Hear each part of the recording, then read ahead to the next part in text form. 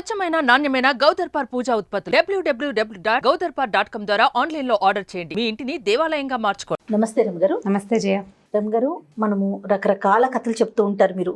నీతి కథలు, తర్వాత కామెడీ కథలు, పిల్లలకి కొంచెం అంటే కథే దానిలో కొంచెం సాహిత్యం, తర్వాత ఒకలాంటి కామెడీ, ఇట్లా అన్నిటికీ సంబంధించి మేళవింపుగా మీరు స్టోరీలు చెప్తూ ఉంటారు కదా.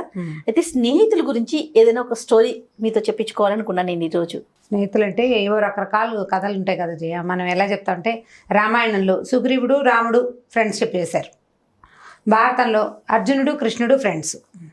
ఇప్పుడు ఉత్తమ స్నేహాలకి గుర్తులు వాళ్ళ గురించే చెప్పాలి. అయితే మనకి మన కథా సరిత్సాగరంలో చుట్టరికం ఉన్నా కూడా స్నేహంగా ఉన్నారు. స్నేహం, వాళ్ళిద్దరికి స్నేహం ఉంది. చుట్టరికం అంటే ఇప్పుడు వాళ్ళ 5గురికి కృష్ణుడు బావే, అదే అర్జునుడు ఆయన క్లోజ్, అలా జరుగుతుంది కదా. మనకు కూడా కజిన్స్ లో కొంతమందితో కుదురుతూ ఉంటుంది. అట్లా ఉత్తమ స్నేహాలకి వీళ్ళ పేర్లు చెప్పుకోవాలి మనం. విభీషణుడు రాముడు కూడా అట్లాగే స్నేహం చేశారనే చెప్పాలి. అయితే మనం ఈ కథా సరిత్సాగరంలో మంచి మంచి కథలు ఉన్నాయి. ఒక ఊళ్ళో అంటే ఇది శూద్రక మహారాజు అని ఒక రాజుగారి కథలు చెప్తారు.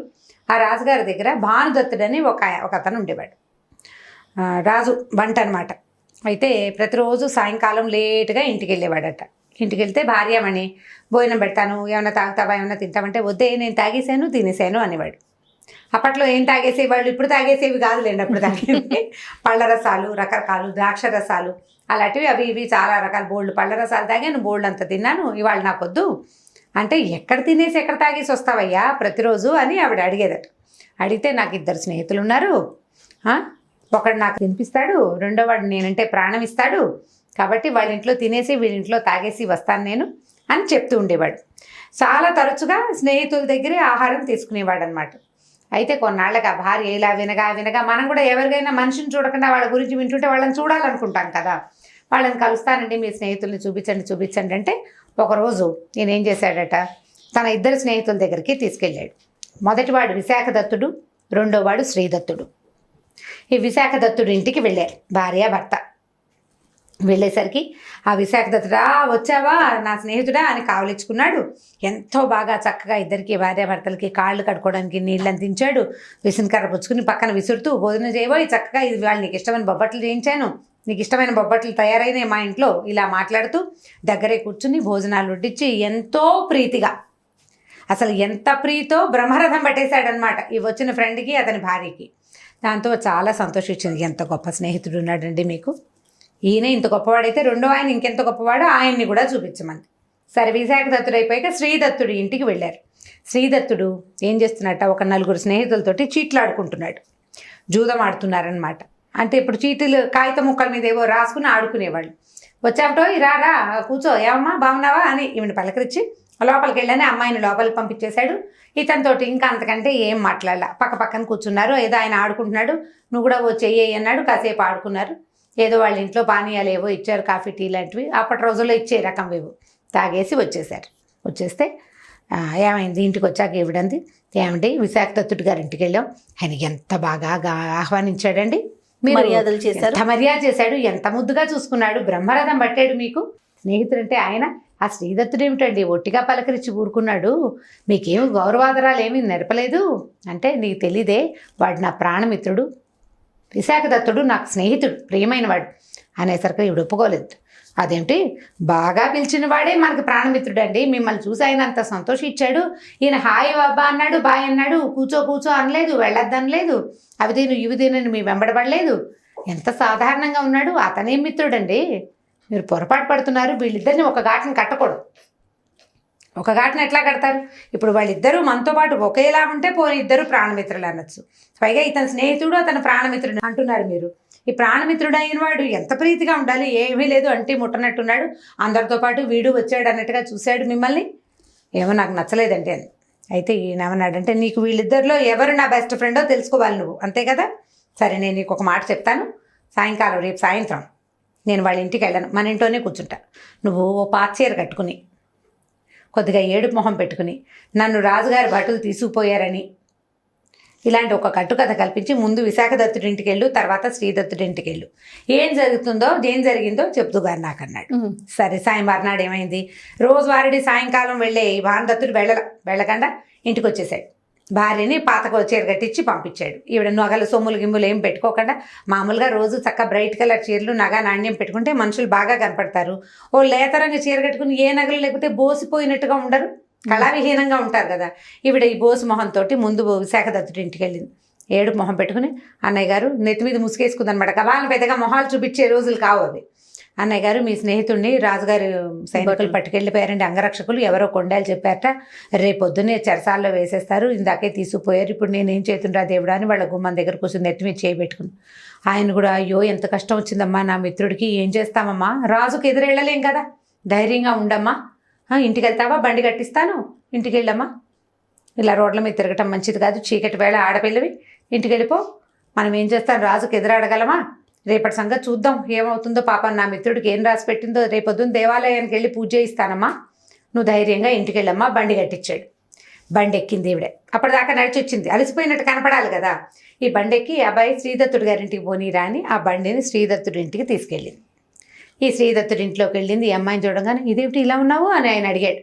ఏమిటమ్మా ఇలా వచ్చావు, ఈ నగా నాణ్యం లేకుండా ఇలా ఉన్న కళావిహీనంగా ఎందుకున్నావు అని అడిగితే, మీ స్నేహితుడిని రాజుగారి సైనికులు పట్టుకెళ్ళారండి అంగరక్షకులు, ఈయన ఏదో కొండాలు ఈయన మీద ఏదో కొండాలు చెప్పారట అనేసరికల్లా ఆయన వెంటనే ఉండు అని గబాలను లోపలికి వెళ్ళి కత్తి డాలు పుచ్చుకుని బయటకు వచ్చాట.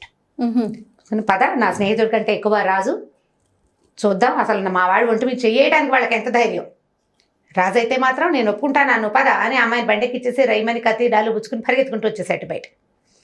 వచ్చి పద ముందు ఇంటికి వెళ్దాం, ఎక్కడ అతన్ని పట్టుకెళ్ళారో అక్కడ సాక్ష్యాలు ఏమిటి చుట్టుపక్కల వాళ్ళని కనుక్కుని అసలు ఏం జరిగిందో అక్కడ పద మనం వెళ్ళిపోదామని డాలు కత్తి పుచ్చుకొని ఈ అమ్మాయితో పాటు గబగబా ఇంటికి వచ్చేసాడు. వచ్చేసరికి ఈ లోపలే పడుకుని ఉన్నాడు భానుదత్తుడు.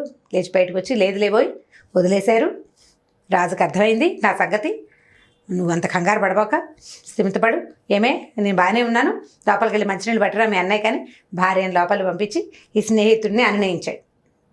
మంచినీళ్ళు తెచ్చిచ్చారు, తాగాడు. ఇట్లాంటి వాటిలలో ఇరుక్కోవద్దు, జాగ్రత్తగా ఉండు, ఏదైనా ప్రమాదం వస్తే ముందు మా స్నేహితుడికి చెప్పాలని ముందు నాకు కబురు చేసి అప్పుడు చెయ్యాలి నువ్వు, అంతేగాని పిల్ల ఎంత కంగారు పడింది అమ్మాయిని రోడ్డు మీద పంపించావు అని స్నేహితుడిని కేకలేసి నాకేం మంచినీళ్ళు అక్కర్లేదు, ఏం అక్కర్లేదు, కాస్త ఏదైనా తిను తాగు అన్న ఆయన ఒప్పుకోలేదు. ఈ లోపల నేను రంగరక్షకులకు చెప్పి పెడతాను, మా వాడి మీద చెయ్యేస్తే ఒప్పుకోనని ముందే చెప్తాను నేను అని నేను బాగా గట్టిగా మాట్లాడేశాడు.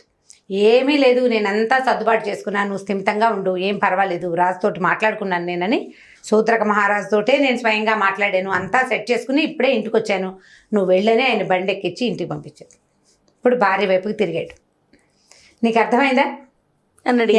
ఎవడు నా ప్రాణ స్నేహితుడు, అతను నన్ను బాగా చూస్తాడు, నాతో బాగా ఉంటాడు, బాగున్నప్పుడంతా బాగానే ఉంటాడు, నాకేదైనా ప్రమాదం వస్తే నా పక్కన నుంచోడు, అందరితో పాటు ఏరైనా బయట నుంచి చూస్తాడు, వీడు నాతో పాటు అందులో ఒక దూకటానికి సిద్ధపడతాడు, రాజు క్రోధానికి గురైన వాడి వెనకాల నిలబడ్డామంటే రాజద్రోహం నేరం, స్నేహితుడి కోసం అంత నేరాన్ని కూడా వాడు చేయటానికి సాహసించాడంటే వాడు కదా నిజమైన మిత్రుడు అని చెప్పాడు. ఆవిడకి అర్థమైంది, అసలు మనుషులను చూస్తేనే తెలిసిపోయింది కదా. మొదటిది బాగుంది ఆదరణ, మొదటి ఆదరణ ఏం తక్కువ కాదు, అది కూడా ఎవరన్నా ధైర్యం చెప్పడం ఎంత అవసరం, చాలా అవసరం. ఆయన బండి కట్టించాడు, మాపేక్షగా మంచి మాటలే మాట్లాడాడు. మంచి మాట మాట్లాడడం వేరు, చెడుకు ఎదురు నిలవడానికి మన వెనకాల నుంచోవటం వేరు. ఇది 1% అయితే ఇది 100%. దాంతో ఆవిడ తెలుసుకుంది. ఆ తర్వాత వాళ్ళిద్దరు ఎప్పుడూ స్నేహంగానే ఉండేవాళ్ళు. ఈ స్నేహితుల కథని మనం పిల్లలకి చెప్పచ్చు. ఏదైనా ప్రాబ్లం వస్తుంది, ఇద్దరు పిల్లలు స్కూల్లో ఏదైనా చిన్న అల్లరి చేస్తారు, వీడే చేశాడండి అని ఎవరైనా ఒక పిల్లాడిని కనుక చూపించాడంటే వాడు ఫ్రెండ్ కాదని తెలుసుకోవాలి పిల్లలు. మేమిద్దరం కలిసే చేశామని కొంతమంది పిల్లలు ఒప్పుకుంటారు. ఉంటాయి అట్లాంటి క్వాలిటీస్ పిల్లల్లో, ఏముండవు, వాళ్ళు చెప్పరు అలా అని అనుకోవడానికి వీల్లేదు. ఎప్పుడైనా సరే గుడ్ క్వాలిటీస్ బ్యాడ్ క్వాలిటీస్ కలిసే ఉంటాయి కదా జయ, కలిసే ఉంటాయి. ఆ టైము అవసరాన్ని అవకాశాన్ని బట్టి మనం అవన్నీ బయటపడతాయి.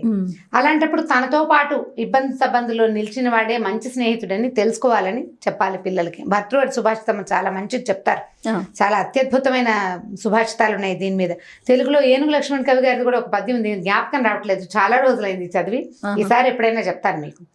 ఎప్పుడు స్నేహితులు అనేవాడు మనతో పాటు ఉండటం, మన వెనకాల నుంచోటం అనేది చాలా ఇంపార్టెంట్. ఈ కథ చెప్తే వీళ్ళకి తెలుస్తుందన్నమాట. సరదాగా కూడా ఉంది కదా, ఇంట్రెస్టింగ్గా ఉంది, ఒక తెలుసుకునేందుకు ఒక మంచి పాయింట్ ఉంది అందులో. మన వెనకాల మనతో పాటు ఒకడు నిలబడటం అంటే దానికంటే పెద్ద సపోర్ట్ ఇంకొకటి లేదు. నువ్వు గెలుస్తాడా ఓడిపోతాడా రాజువాడిని వదిలేస్తాడా అవన్నీ వేరే సంగతి. తర్వాత విషయాలు ఆ తర్వాత విషయం అసలు ఒకడు మనతో స్టాండ్ అవటమే ఇంపార్టెంట్. రైట్, చాలా బాగుంది రమ్మగారు. ఒక నీతి కూడా ఉంది, పిల్లలకి తెలియచేయొచ్చు మనం కూడా. రైట్, ఇంకొక స్టోరీతో మళ్ళీ కలుద్దామండి. ఓకే జయ.